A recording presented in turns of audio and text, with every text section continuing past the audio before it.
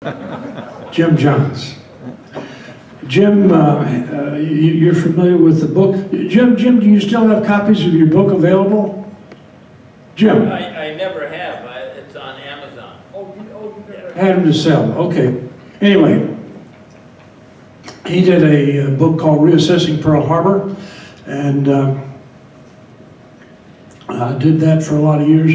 As you know, Jim has restored and actually has planes in the museum at Tucson, at the Marine Museum at Quantico, the new Marine Museum. He led the restoration of the glider that's now out at Fagan. He led the restoration of the BT-13, Jim, BT-13, that's now down at the WASP Museum. So they restored it here in Minnesota from parts that they put together and flew it down to Sweetwater, Texas, where it is now a flying memorial dedicated to the WASP and the great legacy of women's in World War II. A member of lots of organizations. He is a classical pianist, and his wife Dorothea puts up with him, and I would introduce you to Jim, talking about the heroes of Minnesota. Jim Johns, it's yours, sir. I'm not going to use a mic, so if you can't hear me, move up closer or save yourself the agony and go to the nearest bar. What I want to talk to you today about is, in my opinion, the two gentlemen in World War II that actually won the war for the United States. You've probably never heard of either one of them, but they are my heroes. The first one is Melvin Maas. He was actually a Minnesotan. He was born in Duluth in 1898, and sometime in his childhood the family moved to St. Paul, and he got a college education in the Twin Cities. He enlisted in the Marine Corps, and at the end of his enlistment he got into Marine aviation and became a Marine pilot, and by the time he had his wings he was too late for World War I. So he came back to the Twin Cities and eventually found himself as a commander of the local Marine Corps unit. They were meeting out at Speedway Field. If you recall, Speedway Field was the original racetrack that became the International Airport. Going back a little bit in history, if you recall, in 1922, the state of Minnesota purchased or bought built three hangars for the Air Guard out on the edge of the racetrack at Speedway Field. The Air Guard operated those hangars until 1929, when the state of Minnesota bought them a big hangar over at Holman Field. When they vacated the three hangars at Speedway Field, now Wold Chamberlain since 1923, the Navy took over the three hangars, and now Melvin Maas found himself training his Marine unit in these hangars. Well, eventually he inherited all the Marines in the state of Minnesota. Now there's 4 Marine units meeting out at Wold Chamberlain, all in the Navy hangars. And he thought the Marines should have their own hangars. So he hit up a few of his flying buddies. One of them was a guy by the name of Louis Piper, who would eventually be Piper Jaffray. Another one, Nelson Dayton. And the third one, Rufus Ram, who at the time was building the Ram Tower. He got those guys to cough up some money, and they built a 4th hangar out in front of the 3 original Air Guard hangars, a brick hangar. By the way, the only hangar that stands today from the original Speedway or Wold Chamberlain Field. But meanwhile, he'd gotten himself interested in politics. So he got himself elected to Congress as a representative from Minnesota. And the first thing when he got to Washington, they told him, hey, do you realize that you are the only reservist or guardsman, the only person wearing a uniform in the House or the Senate? We highly recommend that you get out. Because someday you are going to be sitting in a foxhole someplace thinking about your plush job that you had in Washington. Well, he wasn't about to do that. But as a freshman congressman, right off the bat, he got a few things going for aviation. The first thing he did, he passed a law that made it compulsory for every town in the United States to paint the name of the town on their water tower. Because in the early days of aviation, people, flyers would get confused. Where the hell am I? It would help if they could see the name of the town where they were on the water tower. The second thing he got resolved was that on the bottom line, the very bottom line of the flight plan, it was now compulsory that you put down the name of the nearest of kin and their address. Because in the early days of aviation, before telephones, some pilots were down for days before anyone even missed them. And then he got himself a job in Congress on the Naval, pardon the expression, Affairs Committee. They were not necessarily having affairs, but they were handling the affairs of the Navy, which covered all services. Now, in 1929, with the Depression, everyone was out of work. The government went broke. The National Guard and the reserve programs in this country went virtually defunct.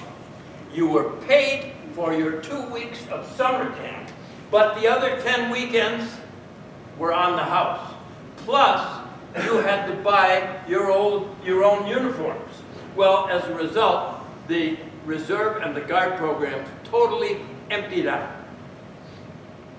Maas made it his mission to turn that around, which he eventually did. Now remember, he's the only guy in Congress wearing a uniform, so he had to do some fast talking. But would you believe he got through Congress a law that stated that you will now, as a reservist or a guardsman, be paid for the 10 weekends and your uniforms would be issued. Now, in the Depression, with everyone out of work, suddenly the reserve and the guard programs filled up to the point where, when the war started, we were actually able to man our outposts around the world so they could be defended rather than abandoned when the shooting started. Come 1943, Maas is in the House in Washington. Oh, by the way, his only requirement from the state of Minnesota while he's in Congress, and he was there for 15 years, his only requirement was from Minnesota 10 boxes of cigars per month from his tobacconist in St. Paul. That was his only requirement in Minnesota. So, 1943 now, and he's in Congress, and he gets a call from the Commandant of the Marine Corps. I quote, "Maas, some asshole in Congress has suggested that we allow women into the Marine Corps. Get that man's name!" Maas said, "It was me." He said, "All the other services are allowing women into the Marine Corps, into their services. Look at how many thousands of Marines it would free up to go overseas." He was talking to a dial tone. The Commandant of the Marine Corps, even though Maas was now a general officer, the Commandant of the Marine Corps never spoke to him again. Now, 1944. Maas is up for re-election in Congress. He's become a little disheartened with FDR for a number of reasons. Yes, he had supported FDR in the building of ships and in the building of aircraft carriers, but now he's really seen, in his opinion, what FDR was. He let the Philippines fall to the Japanese under Congress's argument that, hey, they're going to get their independence in 1946 anyway. Why should we give them anything now and at the cost of American dollars and American lives? So as you know, the Philippines fell to the Japanese. Then Maas was aware of the fact that a young girl in Washington had broken the Japanese diplomatic code. A young girl working in a bottom-paying job in Washington had the brains to break the Japanese code. They put it into a machine called the magic machine that, as you know, we were reading Japanese diplomatic messages to their embassies around the world faster than the Japanese could decode them themselves. So we knew FDR knew 10 days before Pearl Harbor that it was coming. And again, he let Pearl Harbor happen under the guise that we have to unite the American people first to save Britain and then deal with the Japanese. Where am I? So then Maas also saw that in 1944, FDR had let all of Eastern Europe given away by FDR to Stalin, including half of Germany. He was upset with that. And now FDR in 1944 is up for re-election, and now for a fourth term, and now Maas is really upset. So he himself is up for re-election, so he runs on the premise, if you vote for FDR, don't vote for me. Everyone voted for FDR, and suddenly Maas is out of a job. But it didn't matter because he was called up to active duty in the Marine Corps. But before he left, the thing that really upset him was that now FDR, running for his fourth term, against him was New York Governor Dewey. I'm drawing a mental blank. Tom Dewey. Tom Dewey. Yeah. Now, Tom Dewey, being the governor of New York, was himself an attorney. His best friend was the attorney that was defending Admiral Kimmel in his defense against FDR in letting Pearl Harbor happen. So Dewey had a lot of inside information on Pearl Harbor, which he planned to make an announcement during his campaign on a particular day that would make him a shoo-in for the presidency. 2 nights before Dewey planned to make that announcement in 1944, at 2 o'clock in the morning, he got a knock on his front door. He opened the door, and there was standing a general officer from the Joint Chiefs of Staff that everyone knew. He handed Dewey a sealed letter. He said, "Read that letter in my presence." Dewey opened the letter and started reading. And in essence, the letter stated, "Concerning the statement that you plan to make about Pearl Harbor in your campaign for presidency, think of how such a statement is going to affect the GI soldier in the frontline foxhole. Think about the American factory worker, men and women, who are working overtime to meet war production goals. Think of what that's going to do to their morale. Such a statement could change the course of the war. Well, of course, Dewey thought about all that, but he didn't want to change the course of the war. So in the 11th hour, he chose to make no statement. FDR won the election for his 4th term, but then died shortly afterwards. Meanwhile, Maas had been called to active duty, and he was sent to Okinawa. Now, as a general officer, he could have stayed in the rear, but he didn't. He wanted to be at the front lines, where he took part of an artillery blast that wounded him in the leg and hit him in the head in such a way that eventually led to his blindness. He was retired from the Marine Corps and sent back to the Twin Cities. Excuse me just a second while I blow my nose.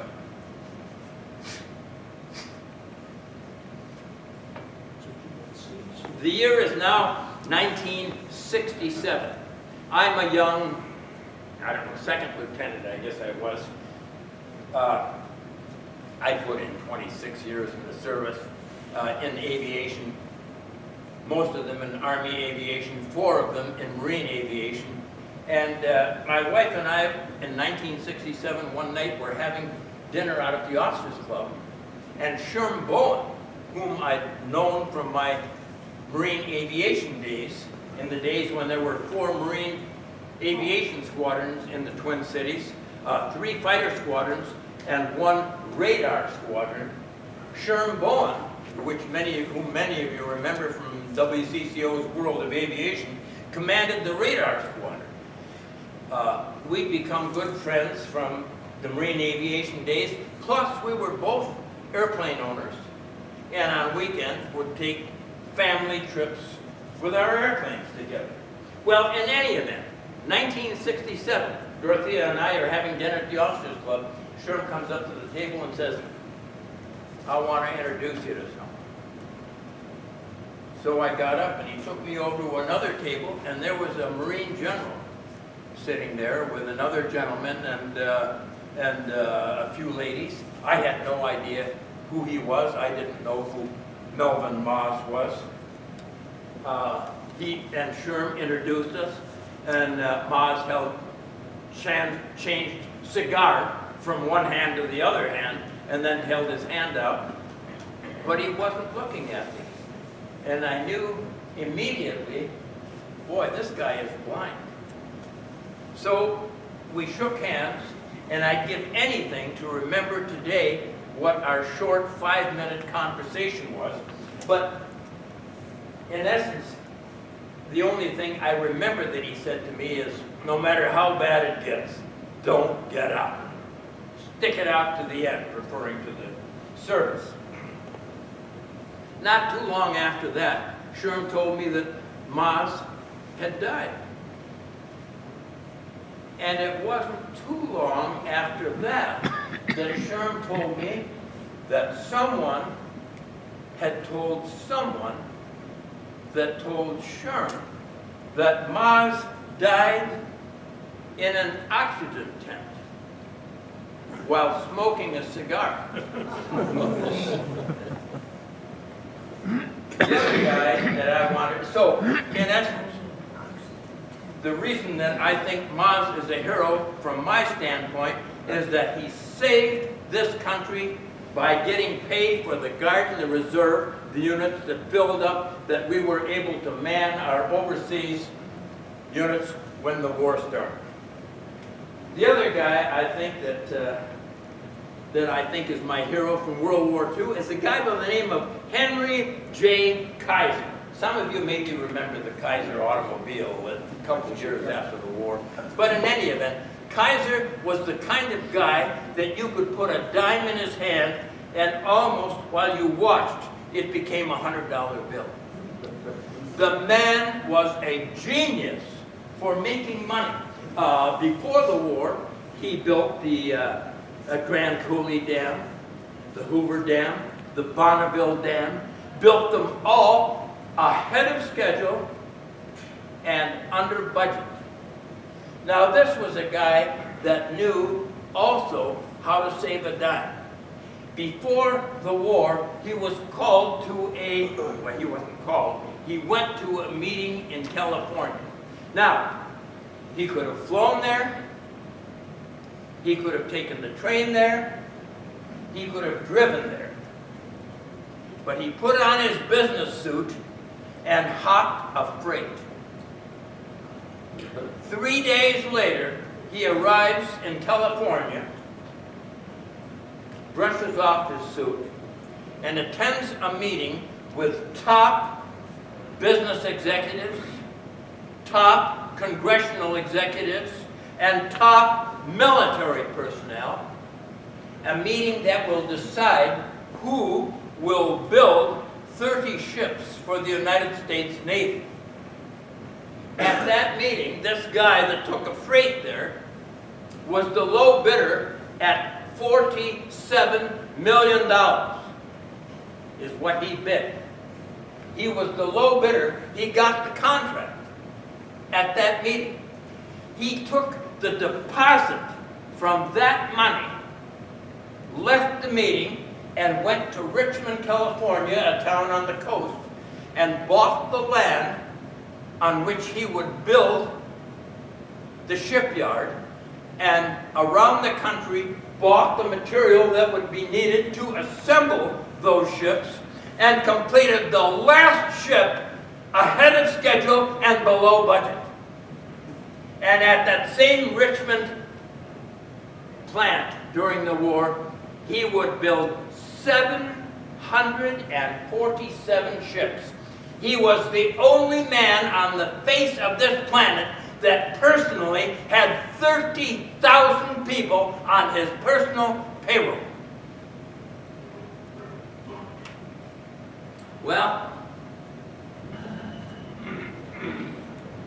in the early days of the war, and even later in the war, as we were island hopping across the Pacific from one island to the other, as many of you know, when we take an island, it was the mission of the Seabees to build an airfield. And from that airfield, we would fly missions to the next island, and then island hop across the Pacific.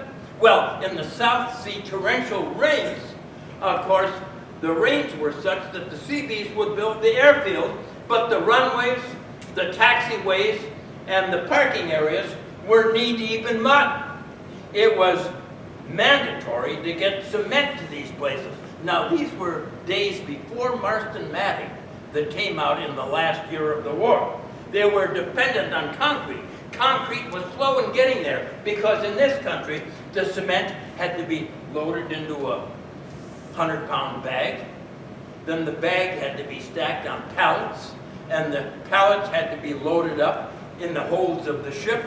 And then when the ship departed, it took 2-3 weeks to get to where it was going. The Seabees were almost out of business. Maas said, couldn't we save a lot of time if we blew the cement into the ships?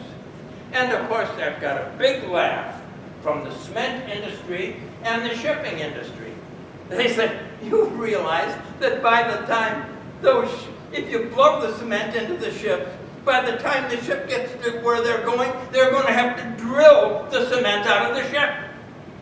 Well, he wasn't convinced of that. So out of his own pocket, he bought 2 ships.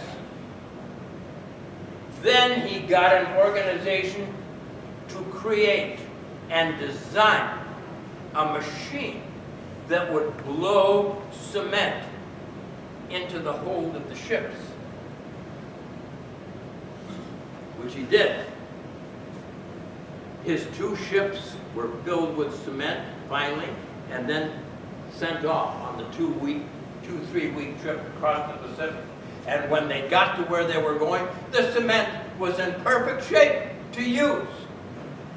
So now, all of a sudden, there's a shortage of cement.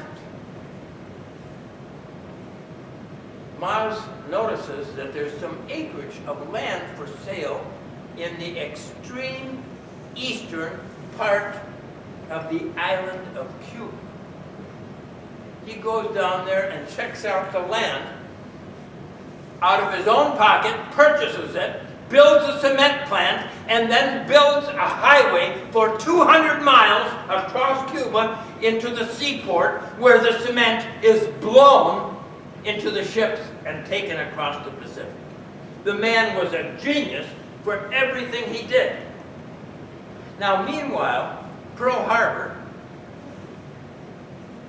on the East Coast, if you live in New Jersey, Massachusetts, New York, on any afternoon or evening, you could stand on the seacoast before and after Pearl Harbor and look out at sea and watch ships being blown out of the water. 11 months before Pearl Harbor, in January of 1941, a bill was introduced into Congress for which FDR, under the table, was the author. A bill that would build war machinery and give it to any nation on the face of this planet that was at war with any member of the Tripartite Pact, Germany, Japan, or Italy. That bill in this country, before Pearl Harbor, was argued virtually violently. There were fist fights in the halls of the Senate. There were fist fights in the hall of Congress. One side arguing, hey, for a neutral nation, it is illegal for us to build war machinery and give it to nations that are at war. The other side arguing, wait a minute, by building that stuff and giving it to those nations, it's what's keeping us out of the war. March 13, 1941, 9 months before Pearl Harbor, the bill was signed by FDR. And before the ink was dry, British ships were lining up in U.S. ports to load up with Lend-Lease to be taken back to Britain or wherever it was going under the protection of the Royal Navy. And as was forecast, as soon as those ships got 3 miles to sea into international waters, the German U-boats were waiting. 230 ships were sunk. 40% of Lend-Lease never got to where it was going, ended up at the bottom of the Atlantic Ocean. And if that isn't enough, just as a side note, Stalin, 20% of Lend-Lease went to Russia. But Stalin told his war photographers, if any of you ever take a picture of any Russian soldier, airman or whatever, using anything that came from the United States, you're as good as dead. Stalin wanted the world to think that they could defend themselves. So now people on the East Coast are watching 3 miles out, all these ships being sunk. Kaiser thinks, you know, why don't we build an airplane that would fly this stuff there, and we make ships and the German submarines obsolete? And everyone laughed at it. You're going to fly stuff around the world? Absolutely. How are you going to get a tank around the world? You won't fly it. You're going to put a tank in an airplane? No, I'm thinking in terms of at least a half a dozen tanks in an airplane. What? Well, he couldn't get anyone in the aviation industry interested in building a monstrous airplane. Besides, they said, hey, the aviation industry now is way behind schedule. We're waiting for strategic materials to come off the factory. Every type of aircraft now is behind schedule being built. Who's interested in building some fantastic big dream of yours? So he said, I know who I'm going to get. Howard Hughes. Howard Hughes was a man that could make things happen. Howard Hughes, in just a couple years before, in 1938, had flown around the world and broken a world speed record. And on that record, flying a multi-engine aircraft, the last stop back to New York had been in Minneapolis. He landed at Minneapolis and taxied up to the old terminal on 34th Avenue. Remember that building there? He jumped out and told the gas man, and I quote, "You can put gas in this airplane for as long as it takes me to take a dump." And when he came out, the gas man had put over 200 gallons in the airplane. He took off, he got back to New York, and won the world speed record round the world, which he was not happy with because he said, you know, I just took a world speed record from a guy that had done it in 1933, Wiley Post, who did it in a single-engine airplane and with only one eye. Well,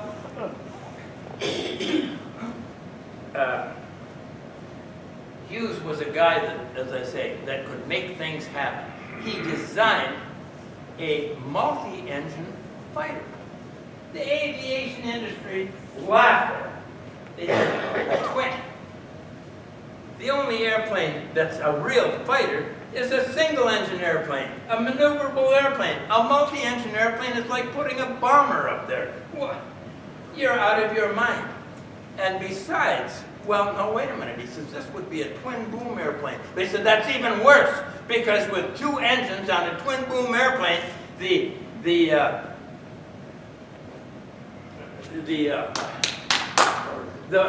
torque would be such that the pilot couldn't even keep it going straight down the runway.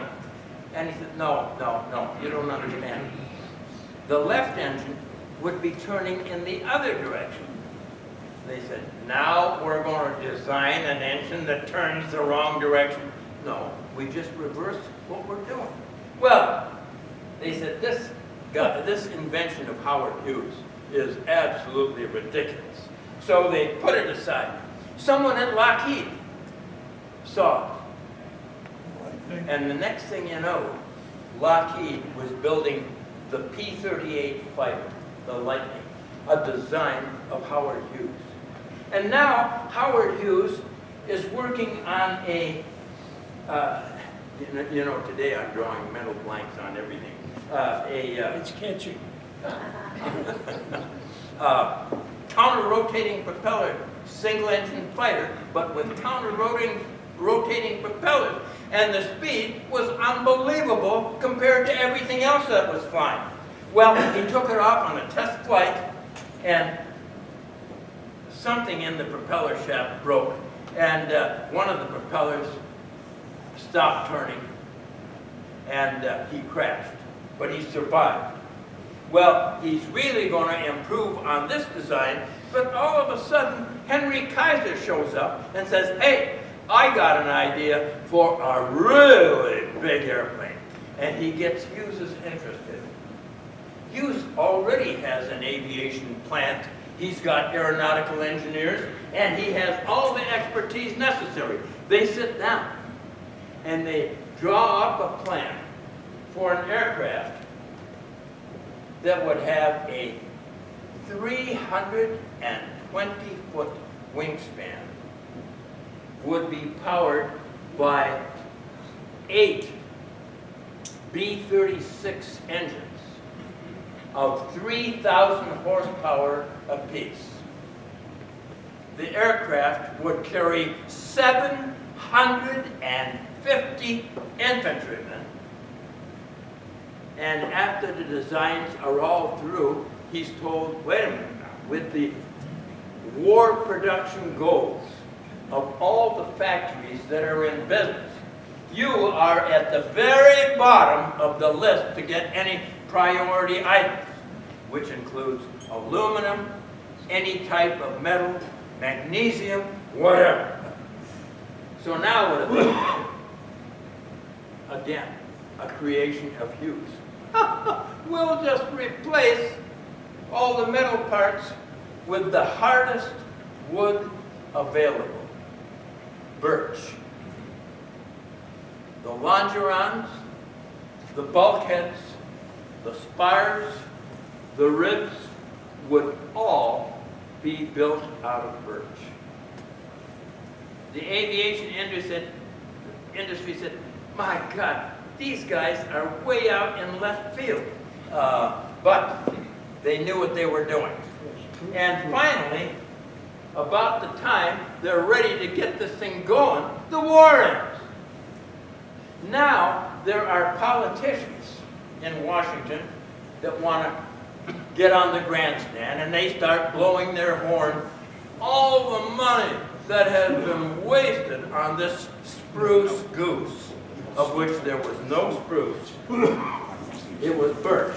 And they really got on the high horse to the point where finally in 1947, Hughes said, Jesus, I've had enough. And he went out and took his crew with him. And they fired the thing up, and they took the HK-1, Hughes Kaiser 1, into the air and flew it up to 75 feet, set it down again, just to settle the arguments. Well, that shut Congress up. At least it flew. But the plan had been originally to build 300 of them. But now at least the first one was built and it had flown. Hughes was a man that whatever he touched turned to gold. He bought a movie studio and made 2 films, both of which got Academy Awards. He discovered a number of future great movie stars, one of whom, of course, was Bemidji's own Jane Russell. Everything he touched turned to gold. He used to date movie stars. One of whom, by the way, was his long lifetime love, Katharine Hepburn. They never married, but in 1926, Katharine Hepburn had a baby by Hughes.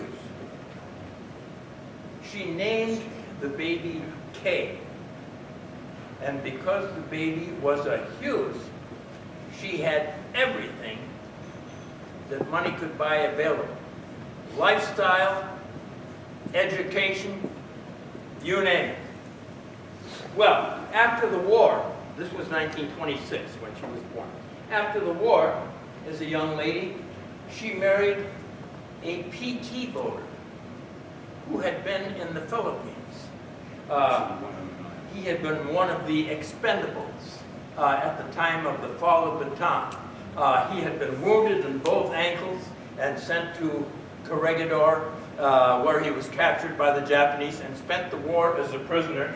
He walked now with a slight limp, but when he came back to the States, he met Kay, and they married. And now I'm jumping ahead to the early 1990s. Baron Chandler and his wife, Kay, are at a restaurant in downtown Honolulu, an outdoor restaurant, looking for a place to sit. It's busy. Dorothea and I, not knowing who they were, invited them to sit with us, which they did. And we became acquainted. We became very well acquainted to the point where over the next 19 years, Baron Chandler and his wife, Kay Hepburn Hughes Chandler, would plan our vacations together. Again, we did this for 19 years. Finally, in about 2014, Chandler died Oh, by the way, his story was told in a John Wayne movie, They Were Expendable, which maybe some of you saw. But in about 2014, Chandler died. They lived in Gladwin, Pennsylvania, a suburb of Philadelphia. And after the funeral, Kay went into the drawer and pulled out a gold watch that she gave me. She said, Barron has never worn this watch, but this watch he was presented at a PT boat rally or reunion.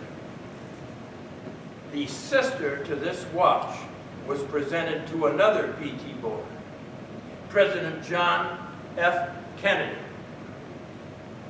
Kennedy's watch was found on the wrist of his son when they fished him out of the Atlantic off Martha's Vineyard, where as a VFR pilot, he had gotten himself that night into IFR weather, spun in, and killed himself, his wife, and his wife's sister. I still wear that watch that I got from Kay Hepburn Channel. Okay, I've got a few pictures that I planned to do as we went along today, but I thought, well, it just might slow us down. So maybe we can, on the screen, no, it's not going to work? Okay, well, all right. I was going to show pictures of everything I've talked about. Okay, so that concludes my briefing. So you can all wake up now and go home.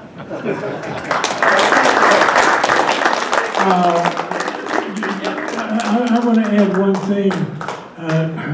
Jim convinced me about the importance of Henry Kaiser and a book that he had read about Kaiser, which I think you maybe got some of your information from. And I have contacted, and I'm scheduling him to speak to the World War II Roundtable about Kaiser. I don't have, it'll be in year 39, but we don't have it. I bought the book at Jim's recommendation and concur about that. Jim, one thing I would add to your story about Howard Hughes, being a boy from Texas, Howard Hughes also got into the oil business. Yes. And he started the Hughes Oil, I can't remember the name of the company, but anyway, they made equipment for the oil field because of the oil field called Spindletop down near Houston. And when I was a senior at Texas A&M, one of our field trips was to visit the Hughes Oil Company down near Houston. So yeah, he was eccentric, maybe is the word, but talented. Like maybe Musk is today. The drill bit on the drills is what he invented and produced. The what now? The drill bit going on. Yeah. That's what created the Hughes business, is that they invented a drill bit that would drill into rock. And that's what created the Hughes company. Yeah. You had a question. Well, just a little on the negative side, but you talked a lot about Kaiser having everything he touched was profitable, but his automobile didn't turn out very well. No, yeah, it lasted for what, 2 years? Say, just while we're on the subject, we weren't. Just a little comparison. The Hughes HK1 as opposed to the biggest that we ever built in this country. I'd like to compare the Hughes HK1 to, say, the B-36 and then the B-52. The B-36 had a wingspan of 230 feet.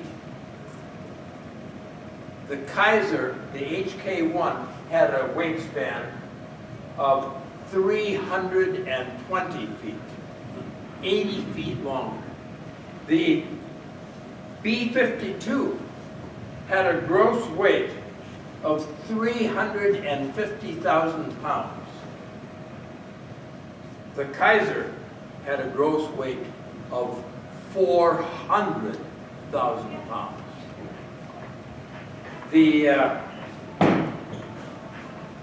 The Kaiser HK1 props, each blade was 17 feet in length. Unbelievable. 17 feet in length of propeller blade. Where are we? I mentioned the fact that it had the HK1 had 8 4360 engines. That was the same engine that 10 years later would be on the B-36. Unbelievable. Unbelievable. 4,000 horsepower per engine. No, I'm sorry. Yeah, 4,000 horsepower per engine. Unbelievable. Well, all right. One other thing, what about this big plane that, was it the Soviets or Ukrainians built? Just recently it was destroyed, a big jet that had something like 6 or 8 engines on it all. And that was at Russian, yeah.